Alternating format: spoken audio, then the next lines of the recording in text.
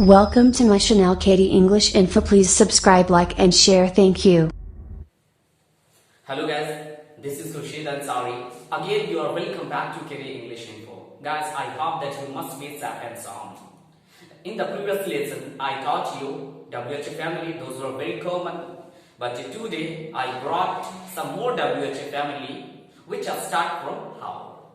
तो दोस्तों, मैंने पिछले लेसन में मैंने पढ़ाया था कि WH फैमिली जो बहुत ही कॉमन था, व्हाट, वेन, एटसेट्रा। लेकिन आज मैं एक बार फिर से मैं लाया हूं WH का पार्ट 2, और इसमें मैं वैसे WH लाया हूं जो सारे WH जो है सिर्फ हाउ से ही शुरू होते हैं। आइए सबसे पहले हम बात कर लेते हैं हाउ मेनी की। तो दोस्तों, हाउ मेनी का प्रयोग कहां होता है, कैसे होता है, किस सिचुएशन में होता है। तो मैं बता दूं कि हाउ मेनी का मतलब होता है कितना, लेकिन ये याद रखिए कि हाउ मेनी का प्रयोग होगा कहां। तो दोस्तों, मैं बता दूं कि हाउ मेनी का प्रयोग जो होता है वो काउंटेबल नाउन के लिए होता है। जैसे मैं कहूंगा मेरे हाथों में एक मार्कर है, तो ये मार्कर को हम गिन सकते हैं, 1 मार्कर, 2 मार्कर, 3 मार्कर, 4 मार्कर। तो इसे गिना जा सकता है, लेकिन इसे गिना जा सकता है इस मार्कर को, ये एक नाउन है। लेकिन अगर हम प्रश्न करें इस मार्कर के बारे में कि कितने मार्कर, तो हम यहाँ पर जो है मेनी का प्रयोग करेंगे, हाउ मेनी का प्रयोग करेंगे, क्योंकि इसको गिन सकते हैं।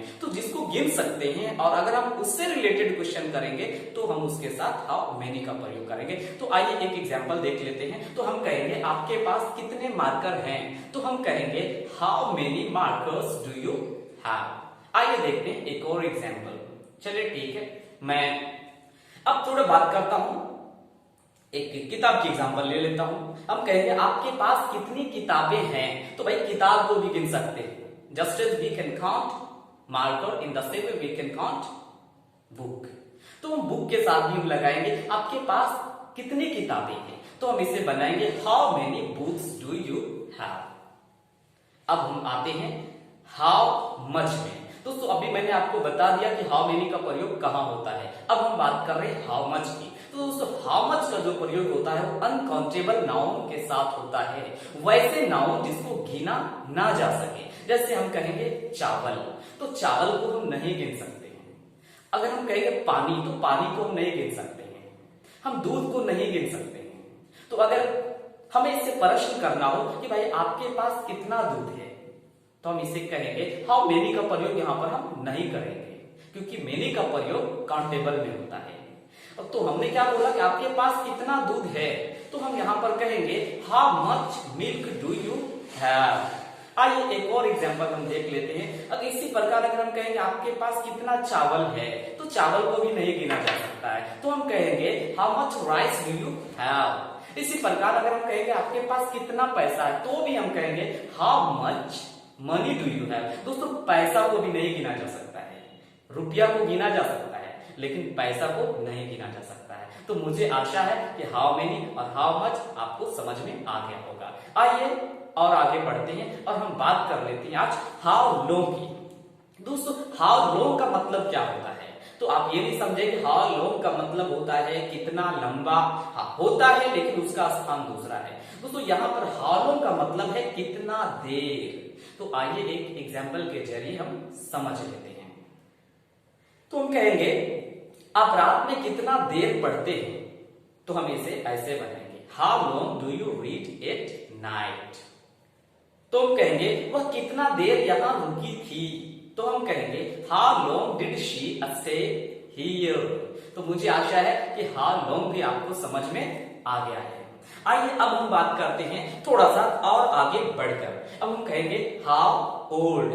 तो हाउ ओल्ड का मतलब क्या होता है, हाउ ओल्ड का मतलब होता है कितना पुराना, कितना पुराना। लेकिन याद रखेंगे ये सारे इंट्रोगेटिव हैं। तो हम कहेंगे जैसे how old is this mobile, how old is this mobile. ये मोबाइल कितना पुराना है, मैं प्रश्न पूछ रहा हूं दोस्तों। लेकिन हाँ, अगर हम इसको अगर ऐसे बनाएंगे how old this mobile is, तो ये सेंटेंस गलत हो जाएगा। मीन्स ये इंट्रोगेटिव नहीं रह जाएगा, ये एक एक्सक्लेमेटरी सेंटेंस हो जाएगा।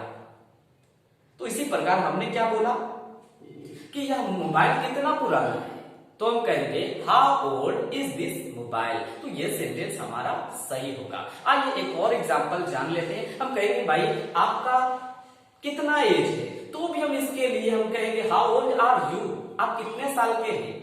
तो हम ऐसे ही पूछते हैं हाउ ओल्ड आर यू, आप कितने साल के हो। तो मुझे आशा है कि आपको ये भी आपको समझ में आ गया होगा। आइए एक स्टेप और आगे बढ़ लेते हैं और हम बात करते हैं अब हाउ फार की। तो दोस्तों हाउ फार का मतलब होता है कितना दूर। इस डिस्टेंस को बताने के लिए इस्तेमाल किया जाता है। जब हमें पूछना हो कि भाई आपके घर से बाजार कितना दूर है, तो हम इसको बनाएंगे how far is market from your house. आइए एक और एग्जांपल हम देख लेते हैं। हम कहेंगे तिलैया से हजारीबाग कितना दूर है, तो हम कहेंगे how far is Hazaribagh from Tilaiya. चलिए एक और एग्जांपल देख लेते हैं।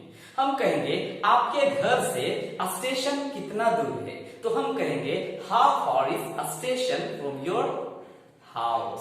तो मुझे आशा है ये भी समझ में आ गया होगा। अब आते हैं आगे बढ़ते हुए, एक और मैं चूज करता हूं और मैं बात करता हूं हाउ ऑफन की। हाउ ऑफन का मतलब होता है कितना बार। तो कितना बार हमें पूछना हो कि आप एक दिन में कितना बार भोजन करते हो, तो हम इसे ऐसे कहेंगे how often do you have food a day. तो अगर आपको आंसर देना हो, आंसर भी दे सकते हैं I have food twice a day. इसका मतलब हुआ मैं दिन में 2 बार भोजन करता हूं। चलिए अब हम बात करते हैं, जैसे आप बाजार कितना बार जाते हो, how often do you go to market. आइए और आगे बढ़ करके मैं एक और बात कर लेता हूं हाउ डीप। इसका मतलब होता है कितना गहरा। तो आपके घर के सामने में एक कुआं है और हमें उसके बारे में कोई अंदाजा नहीं है, लेकिन मैंने आपसे पूछ लिया कि भाई ये कुआं कितना गहरा है, मतलब मुझे जानना है। तो हम इसे पूछेंगे how deep is this well. चलिए ठीक है, बगल में एक पोंड है, मैं उसके बारे में भी थोड़ा पूछ लेता हूं और हम कहेंगे how deep is this pond, मतलब यह तालाब कितना गहरा है। लेकिन याद रहे ऐसे कभी मत पूछिएगा how deep this pond is. इसका मतलब ये हो जाएगा चकित होना, यह तालाब कितना गहरा है, आप देख करके चकित हो रहे हैं। तो मुझे आशा है आपको समझ में आ गया होगा। अब हम बात करते हैं वाइड की। तो वाइड का मतलब होता है कितना चौड़ा। कितना चौड़ा, तो हम कहेंगे एक नदी को मैंने देखा और मुझे उसके बारे में कुछ भी अंदाजा नहीं है, लेकिन फिर भी मैं अपने दोस्त से मैंने पूछ लिया कि भाई ये नदी का ये कितना होगा इसका चौड़ाई, आप बता दो मुझे। तो हम कह सकते हैं, इसको क्वेश्चन कर सकते हैं how wide is this river. खेत के बारे में हम पूछ सकते हैं कि भाई यह खेत की चौड़ाई क्या है ना, या यह खेत कितना चौड़ा है। तो हम ऐसे पूछ सकते हैं how wide is this field. आगे बढ़ करके आइए एक और बात करता हूं मैं हाउ ब्रेव। तो भाई ब्रेव एक प्रकार का तो एडजेक्टिव है, लेकिन आइए देखते हैं इससे भी हम क्वेश्चन बना सकते हैं। कोई बहुत बहादुर है, मेरा दोस्त बोला यार वो बहुत बहादुर है, बहुत बहादुर है। मैंने बोला यार कितना बहादुर है। यहां पर मैं हैरान नहीं हो रहा हूं, मैं पूछ रहा हूं।